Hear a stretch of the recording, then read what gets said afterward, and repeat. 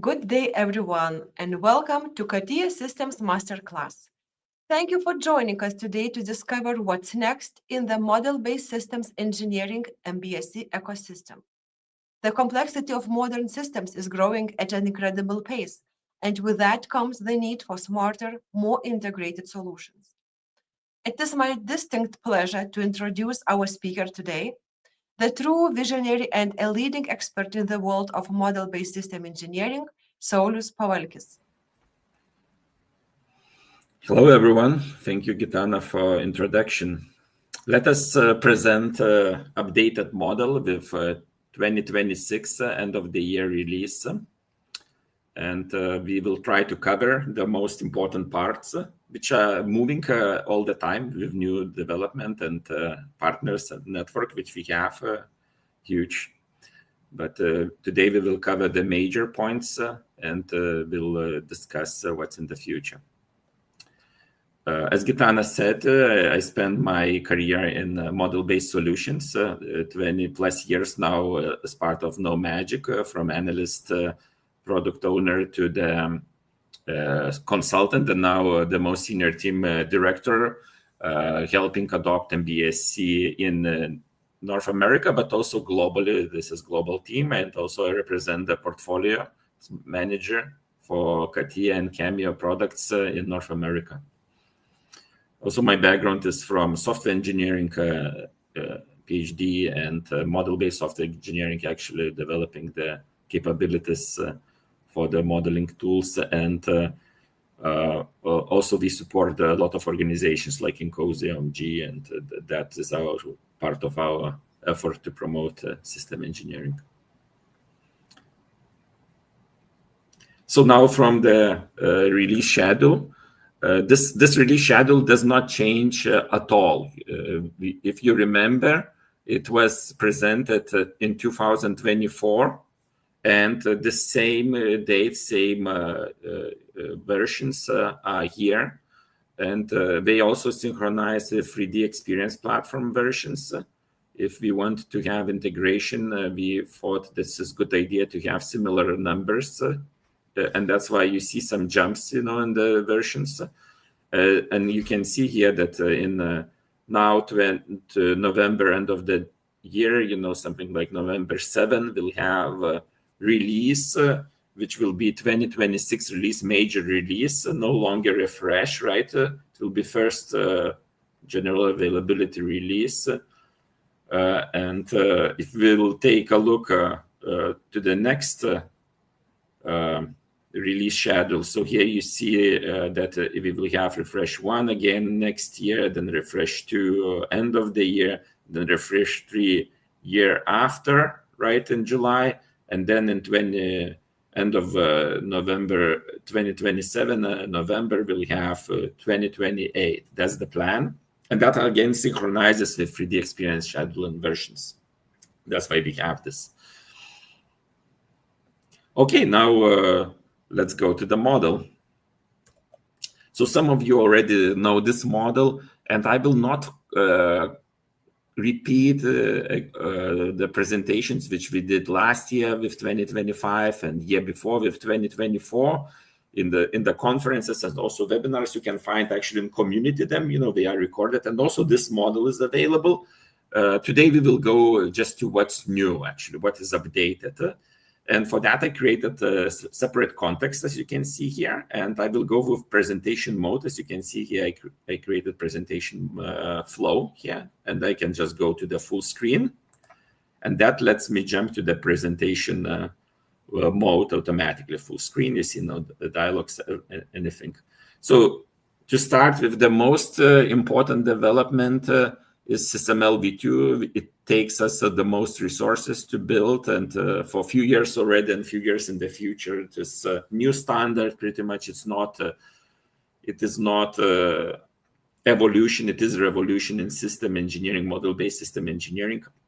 As always, we want to support it completely with the most usable solutions, most standard compliant solutions, scalable, executable solutions. But now let's take a look what is coming in a few months in November. So we'll have this SysML v2 capability. you see the SysML v2 capability will come as an internal plugin for the Magic Cyber Systems Engineer and Magic System of Systems Architect. Also for Cameo product suite, it will be the same. It will be Cameo Enterprise Architecture and Cameo Systems Modeler will have the SysML v2 plugin. So it will enable SysML v2 capabilities, but also at the same time, we will maintain SysML v1 capabilities. So you will be able to choose at the beginning which model you want to create from the new template, right? You will be able to choose like SysML v1 or v2. They can't interchange data, but there's transformation. You can transform from SysML v2 to SysML v1. From SysML v1 to SysML v2, one-way transformation. So now what are the capabilities? So pretty much everything is goal to support everything, but it's because it is like the biggest Java app in the world, CATIA Magic, right? Cameo, so it takes time, right, to replicate the same good capabilities, deep scalable capabilities. So the first will be major ones, and then later will be the less commonly used. So for example, what will be the major new capabilities will be text editing, right? So you will be able to edit text of the SysML v2 and synchronize with graphical representation, scripting, right? So this will be supported. Requirements verification, query engine, because it is part of SysML v2 standard.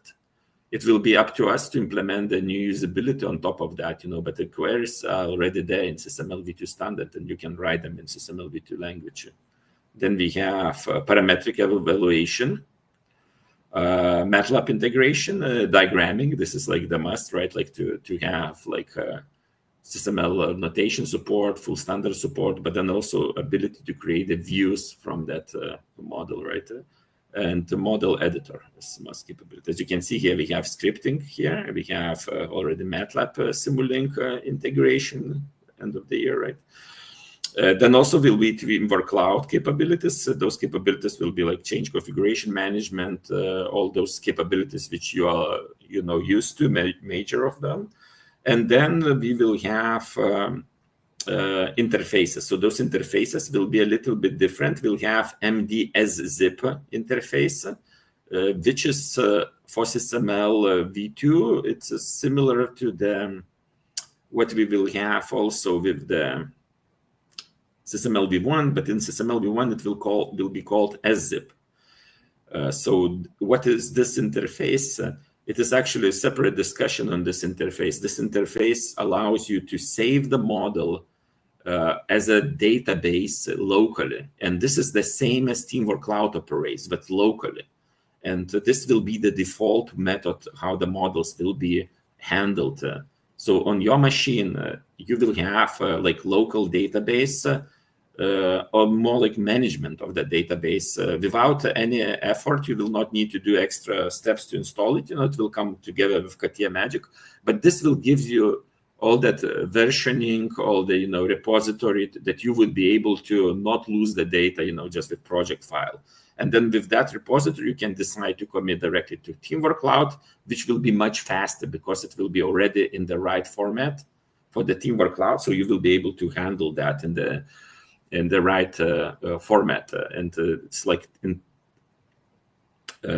to convert, from Teamwork Cloud to the file, takes much more time than actually just to communicate. This will save the time, effort and resources. So this will be MD-SZIP, for SysML v2, SZIP for SysML v1. And then we have another format, SysML, which will be textual representation of the SysML. So this will be also file format to import, export as a file. Also, such capabilities will be working as a pzip. That pzip is like patch. You can export part of the model, add to another model. So the SysML v2 also will have it. Now going to the more advanced capabilities, we'll have new viewer, and this viewer is like it has its own roadmap. This is called Magic Lab, and this Magic Lab, it will be part of Teamwork Cloud Web Apps, as you can see here for viewing SysML v2 models. I don't have here collaborator because this context is for SysML v2 to discuss. Common collaborator will stay for SysML v1. But for the SysML v2, we have new tool. For now, it's Viewer, right? It's web-based tool Viewer. And also it will be part of the 3D Experience platform as part of Power BI. Tentatively is general availability end of the year, but it might push to the next year because of the additional development needed to unify all the final integrations with the tools on 3D Experience side. So, but that's the plan, to have it sooner than later, maybe with version 1 release. And also it will use 3D Play as a tool, no-cost tool in the Experience platform to be able to use to see the content of SysML v2. And also it will require Power BI for the SysML v2 content to be published and visible. Again, it might push to refresh 1, which is like a very, okay if we want to release, good quality solutions. It's not about releasing, but actually having the final scalable solution. Okay, and then also what we will have separate app in the web apps on Teamwork Cloud for the SysML v2 standard API. So this will be REST and HTTP APIs. As you can see here, REST and HTTP APIs, standard APIs. And also we will have Cameo, CATIA Magic APIs, which we had before, plus SysML v2 APIs. Okay, just to say that even right now you can check what's new with SysML v2 by signing to the community. Send us a message and we'll sign you to the community, which allows you to access videos, allows you to access tool, early access of the tool. You need to have 2024 refresh 3. And if you have this license, we will send you code which will enable this SysML v2 access in 24. End of the year we'll have 26 new version, right? But even right now you can already start using SysML v2 for your internal testing, right? So you can see here screenshot like model and text notation and very synchronized. So this is active community, like extremely active community, and a lot of users there already. Okay, now going to the next step. So this is the new capability which we already have released. It's called Electrical, Electronics, and Software Architect, EE&S Architect. This is specialty engineering capability. It is our effort to transition to the high-level design, the modeling. Enormous requests on that side. People just want to push one level down, to the transitioning to the design, right? So like what capabilities it enables: high-level design modeling, communication matrix modeling, hardware architecture modeling, signal routing, software architecture modeling.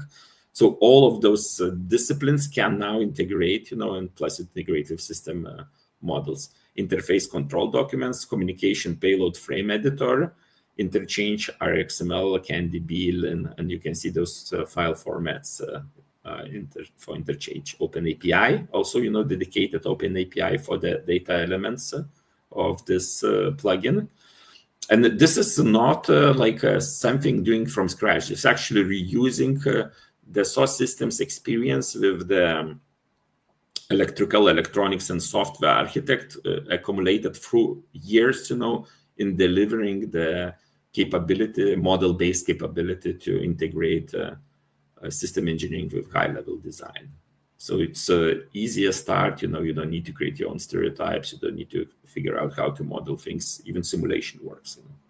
Here a few screenshots, as you can see, for example, CandyBee, you can have all that, all the properties, and import, export through CSV and other formats like RxML, CandyBee format.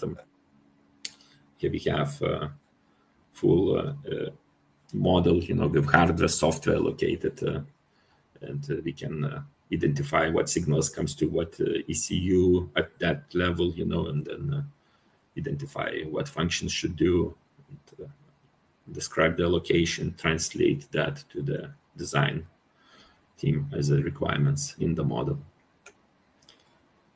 This is amazing capability. Actually, it comes as a cost plugin for CATIA Magic, and it is already available and will be expanded with the next release. Now, next step is Magic System Safety Engineer. This is a new tool based on the existing capabilities accumulated through years with the CATIA Magic. So we had those no-cost plugins as a fault-free analysis, then ISO 26262 functional safety plugin, and safety and reliability analyzer. You still can find those plugins, and nothing will change. They will still be there. And they deliver capabilities as FTA analysis, safety and reliability analysis, HARA analysis, ISO and SCE international standards for functional safety, then FMEA analysis and risk analysis. And is formats for report, import, export, and then also FMEA report generation. But the new tool, what we will have, again, this will be the similar approach. We are reusing existing experience from the Dassault systems to build a next level system safety engineering product, which will have new capabilities.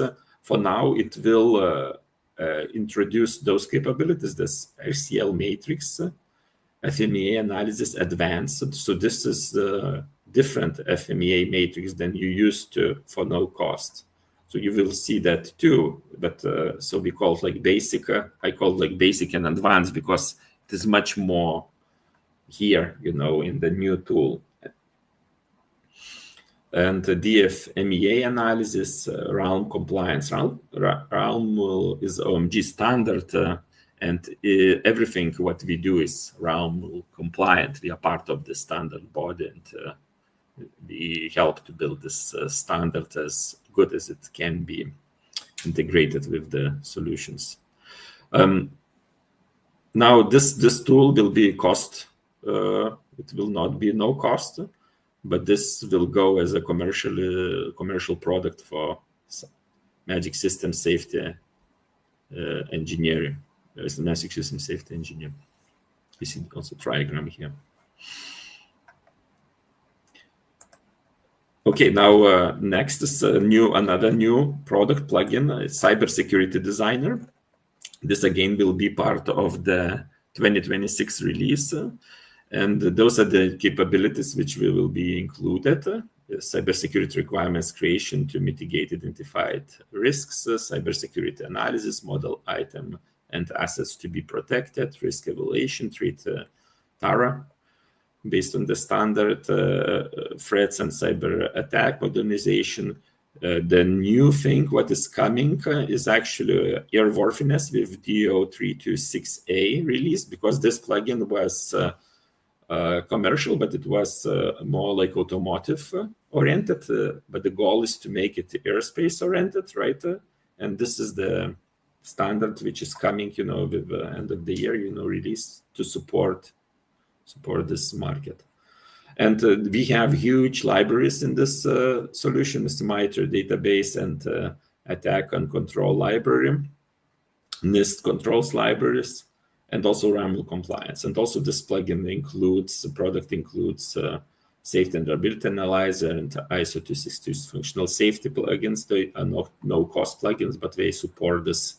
And there's also TARA export capability, and CSV Excel interchange is used for this data interchange with this product.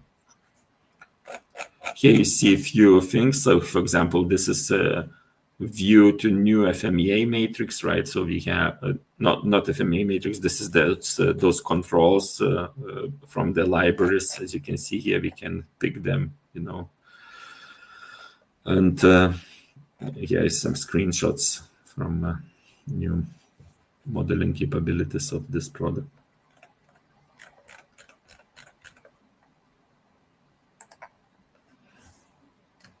Okay, now what's next is Dassault Systems has a whole brand dedicated for the dashboards and data intelligence. It's called NetVibes. And from last release, 2024 refresh 3, we are able to index using semantic graph index the models committed to the 3D Experience platform using Power BI. So as you can see here, CATIA Magic Reach client can use Power BI. And there is an app in the 3D Experience platform called Collaborative Designer for CATIA Magic, which is takes that model and enables it using the semantic graph index to be used by dashboarding capabilities. Those are like crazy good dashboards. You can actually build anything. What do you need for those dashboards? If you start from scratch, you need Data Perspective Studio. It's a dashboard editor. For the viewing capability, just open and see the dashboards. You need the Data Perspective app. And also we ship out of the box System Intelligence Analysis app as part of the CATIA brand with the traceability dashboard. So those are like out of the box first dashboards we have because it is just new capability released. But there's already built internally dashboards which you can check and we'll promote later on and eventually we'll introduce for the general availability. It's work in progress. As you can take a look here, with those dashboards, we can analyze data not of the one release. We can analyze actually most of those dashboards, which I saw, internally, they are over the time, so you can analyze how commit changes, who did the commits, what's the requirements satisfy status over the time, and such kind of how many versions, how many usages, and various different aspects. Like this view here is usage view.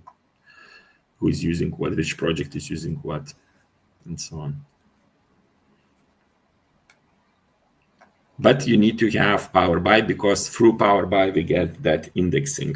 Actually, indexing comes through the NetVibes capabilities, but it's enabled once you commit the model to the 3D Experience platform, and then you enable the dashboards. Okay, now next would be integration platform as a service. So this is internal integration engine we have. We call it integration platform as a service, iPaaS space, right? And how it works is pretty much, you see here out of the box, we have samples for Doors, Jira, JAMA, Tulip, and GitLab, where you can, through Node-RED in our case, most common, no cost, low code integration connection software, or you can use something else too, and we can communicate. Again, we provide the samples, we provide connectors for 3D Experience platform, and for those data sources, you can link, create requirements, let's say in JAMA, you can get the data back. And again, we use this SGI, this semantic graph index, because we need to understand what's the data. And through 3D Experience platform, once we understand what's the data, we can show the traceability. We can automate many things. And there's also in the CATIA Magic no-cost plugin, Agile Governance plugin. As you can see here, this Agile Governance plugin enables creation and linking of the data, let's say in JAMA, for example, or picking the right requirements in CATIA Magic. So here, for example, a couple of screenshots. You go to software governance. You can install this plugin even today, through Resource Plugin Manager. You will find that plugin.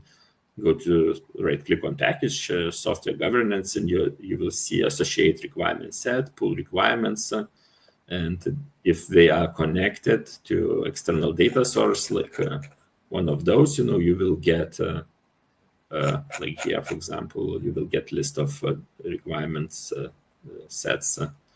This is internal integration as a service, right?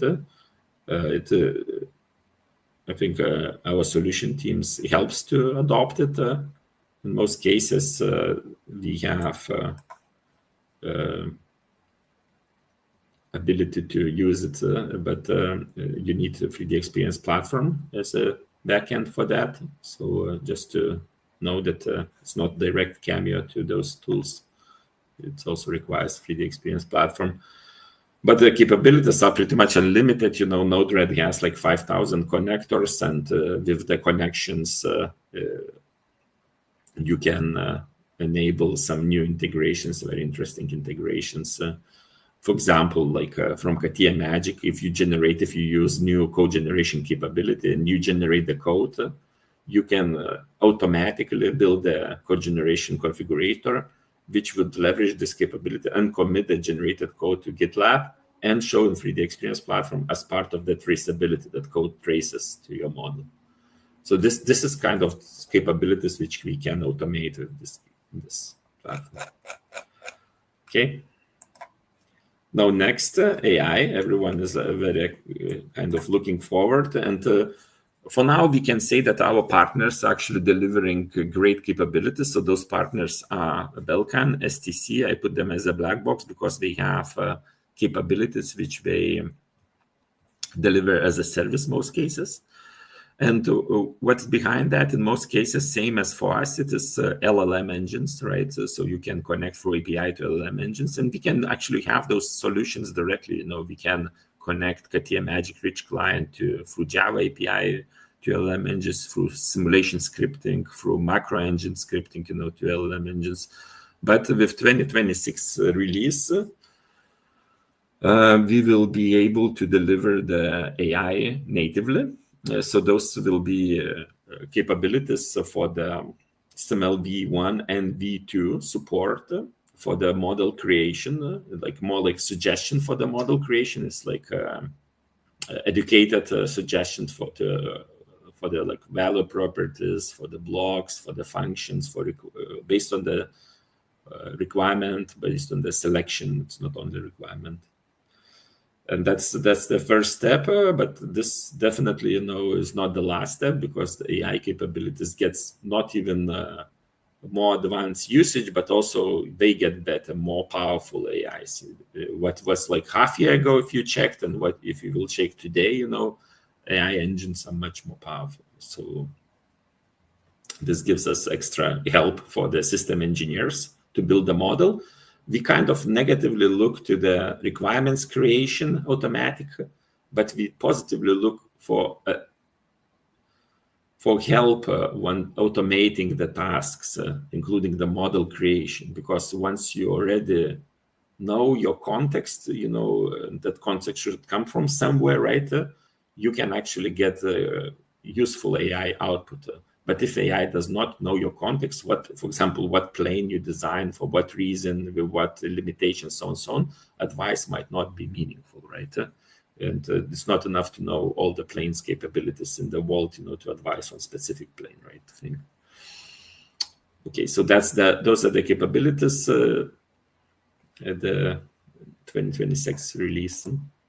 Now, for the integration and specifically for core simulation integration, we use our own core simulation capability from Daimola. You can actually, using Modelica device drivers library, generate communication FMU, functional mockup unit, using FMI standard. And this allows you to establish communication between through those interfaces. For example, with CATIA Magic, very reliable, stable interface is UTP.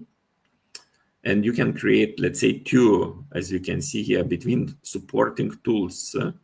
You can create two functional mockup units and add them into those tools, and they will start communicating, let's say, for example, through UTP standard or MQTT or some other standard communication. And that's bidirectional property interchange, very fast. And who can generate those FMUs? So Daimola and behavior modeling on the 3D Experience Platform, Daimola standalone, can generate those FMUs out of the box. And those FMUs can be used by 250 tools. There are 250 tools plus right now, and growing fast, who supports functional mockup interface standard. This is really amazing standard. And you can find multiple use cases published. For example, here is one use case when we have hardware, and hardware can directly communicate. It does not need functional mockup unit. You can just in hardware code say send to UDP, send to TCP/IP, send through serial, signals. So hardware bidirectional communication with CATIA Magic, with Daimola, with Delmia for robot simulation, all bidirectional communications. You can enable, for example, requirements verification, rapid prototyping.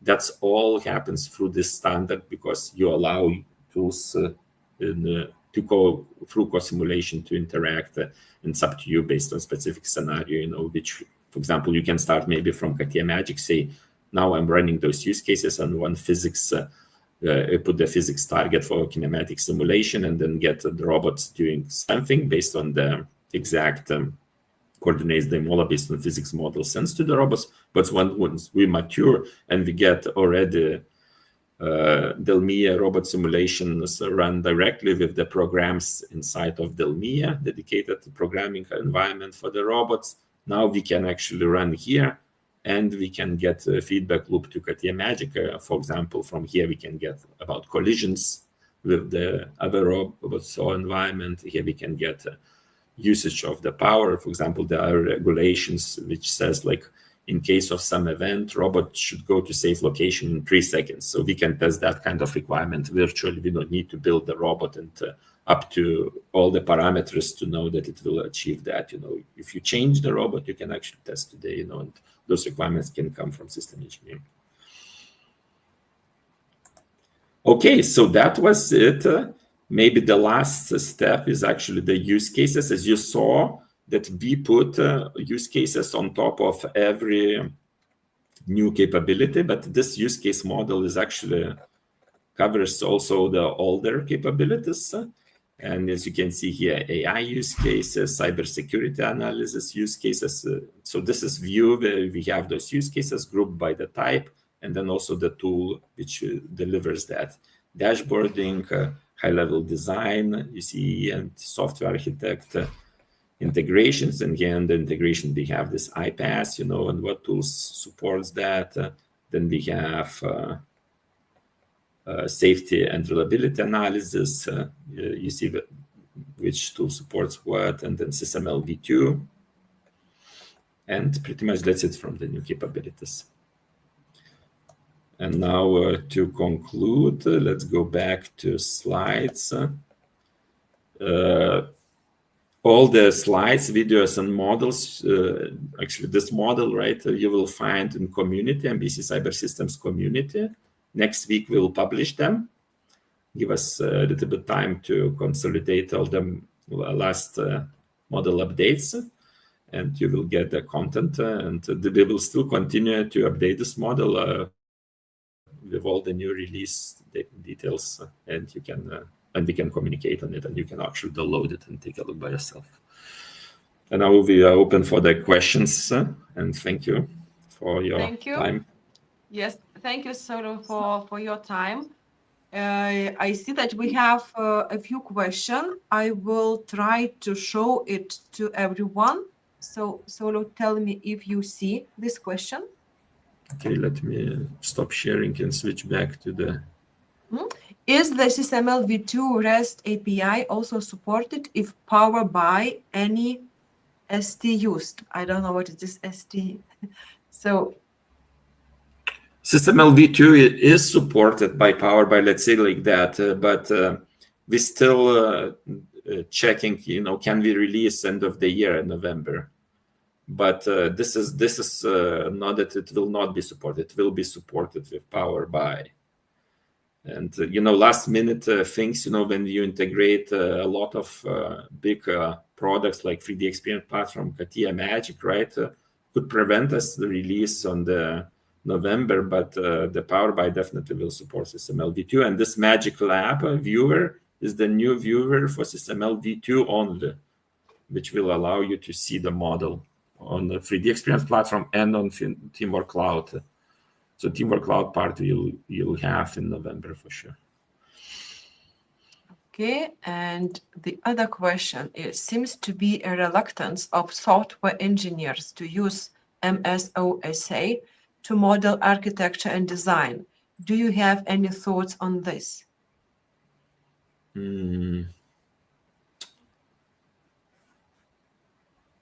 Let me think about this.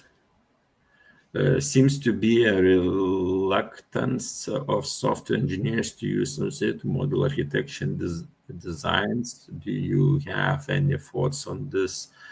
Actually, that's why we have this EE and software architect plugin and product, because purely software, let's say, is mainly not a primary goal for us, because in most cases we concentrate on systems, right?